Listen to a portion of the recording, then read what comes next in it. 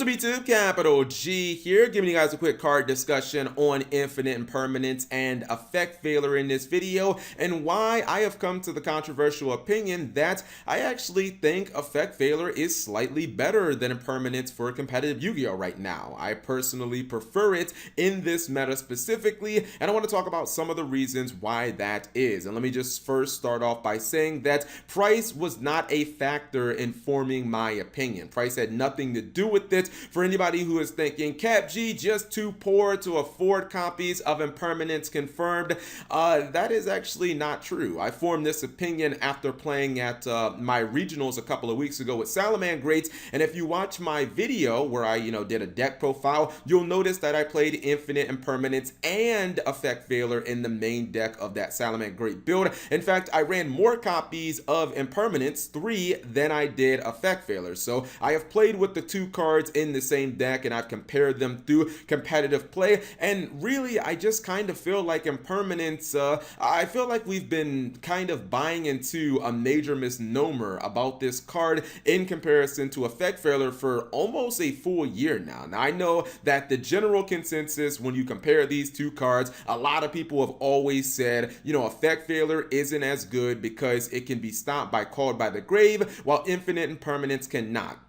And while that definitely is true, there's a lot of other factors, and a lot of them have actually been popping up in competitive Yu-Gi-Oh! Recently that I think that people are starting to come around to. People are starting to notice, and it's kind of felt like it's tipped the tails in the favor of Effect Failure. Now, for the sake of this video, I am mainly going to make my arguments based on both cards activating as hand traps, because for the most part, that's how both cards are mainly used. I do understand, and I will definitely put this on Front Street, that Impermanence has a higher ceiling when it comes to the fact that Impermanence can be set on the field. You can flip it over, you can negate a monster effect on the field, you can negate a speller trap your opponent controls, maybe like a pendulum scale. Hell, you can even activate Impermanence in response to them using a speller trap in a certain column and negate that card. So yes, Impermanence does have a significantly higher ceiling. Also, it can negate a monster from the field during your turn, which is obviously something that Effect Failure can't do. So the card does have a higher ceiling, but I think that the card has a significantly lower floor. One of my biggest problems with Infinite Impermanence right now is the fact that it does not function as a hand trap after your first turn.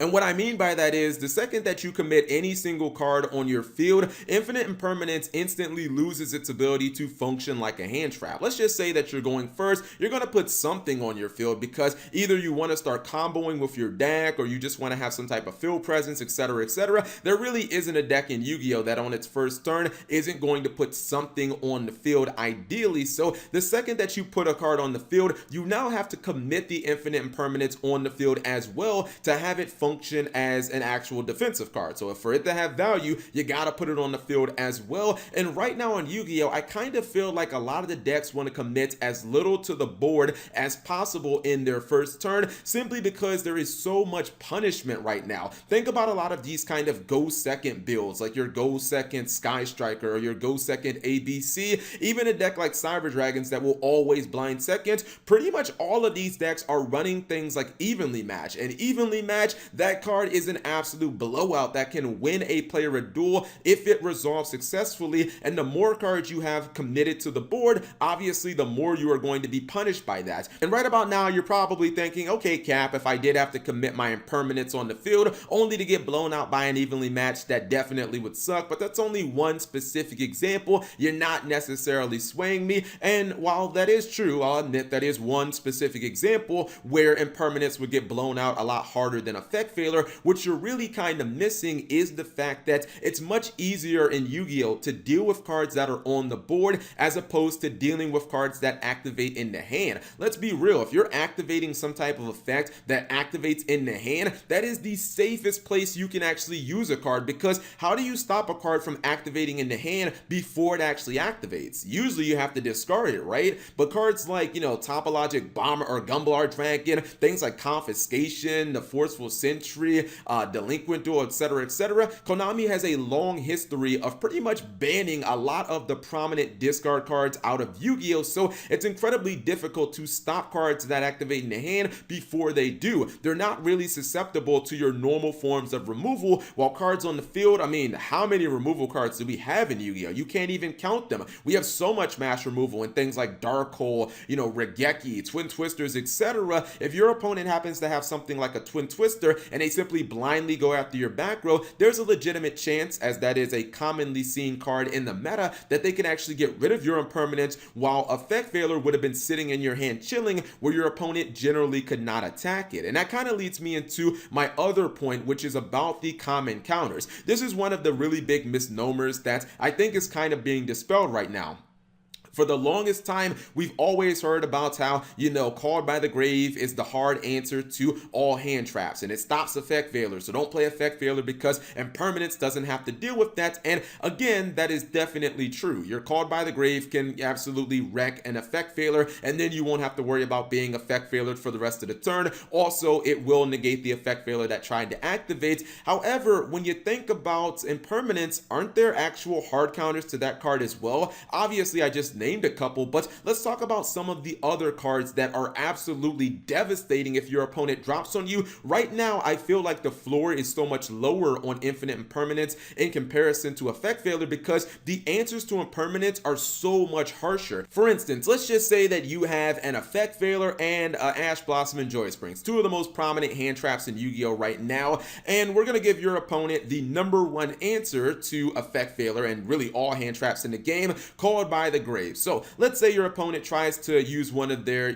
really good monster effects. You hit it with Effect Veiler, only to have your opponent respond with Called by the Grave. Obviously, your Veiler is getting negated. Your opponent's going to be able to push through that monster effect, but at the very least, you still have the Ash Blossom that can serve as a very solid defensive card for the rest of the turn. So if your opponent tries to use another monster effect down the line that, Ash Blossom can stop, or they try to use a spell or something like that, at least your other card is definitely online. Your opponent got a 1-for-1 out of that, but it's not the end of the world because your other card can still serve as a legitimate defensive tool. When you look at Infinite Impermanence and the counters that are, currently being employed right now, those situations are far worse. And this is the reason why I think a lot of people are actually dropping Impermanence. Let's say that you have an Infinite Impermanence set because you went first, thus you have to set it on the field, and then maybe you have a Solemn Strike. Now, those are two very popular trap cards, and they're definitely excellent. Well, what if your opponent summons Denko Sekka? Well, not only is your Impermanence dead, but then your other card, your Solemn Strike, is dead as well. Both of your traps are completely nullified as long as that Denko Sekka is face up on the field and its effect is online. Let me give you another example of a common hard counter to trap cards that's seeing a lot of meta play, and that would be something like Red Reboot. Let's switch up the Solemn cards. You've got Infinite Impermanence, and now you have like Solemn Warning. You activate an Infinite Impermanence on one of your opponent's monsters, only to have them activate Red Reboot. Okay, in this case, you actually go +1 because you can set another trap card from your deck, but what does that matter when all three of your trap cards are going to be locked down for the end of the turn with that Red Reboot? And while yes, the trap cards will technically turn themselves back on during your turn, is there really a guarantee in this format you're gonna live to see that turn, especially when decks have the incredibly high ceiling with Borrelsword Dragon and the amount of damage that they can push out? And that's basically the problem that Impermanence is having right now. It feels like a lot of the times when you get stunned by one of your opponent's answers for your Impermanence, it feels like you can't do anything, like they've locked out Impermanence and probably a lot of your other trap cards for the turn. But it feels like if your opponent answers your Effect Veiler, you're only losing out on the one Effect Veiler, and that's basically it. In fact, for those of you guys who were not swayed at all, listen to the guy who played Subterrors at YCS Dusseldorf and got top 8. Listen specifically what he said in context to Effect Veiler and Infinite Impermanence, because this is kind of how I felt at my regionals.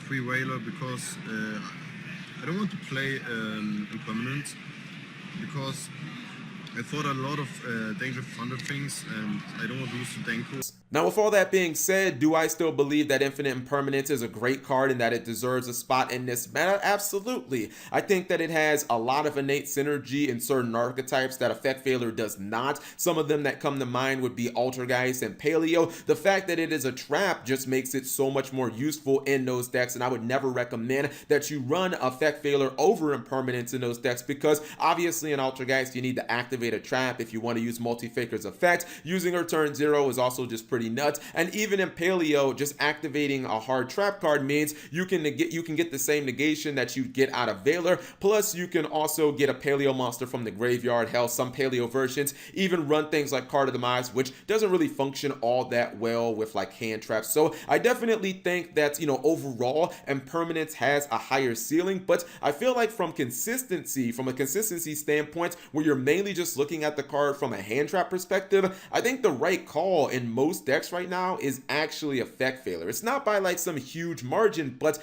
again, the main thing is that Effect Veiler is always going to function as a hand trap, which is just generally a lot more safer than putting a card on the field in this format to where your opponent could potentially lock you out completely with a card like Red Reboot or Denko Sekka, or you can just be blown out by overcommitting it, where you would be with things like Evenly Match or Twin Twister, where Effect Veiler is not going to actually be countered in that way because it's never actually a card that puts itself on the field. But those are just my thoughts and opinions, guys. You guys let me know yours in the comment section below. Thank you guys for watching. As always, subscribe if you have not already, and turn on that notification bell for daily videos.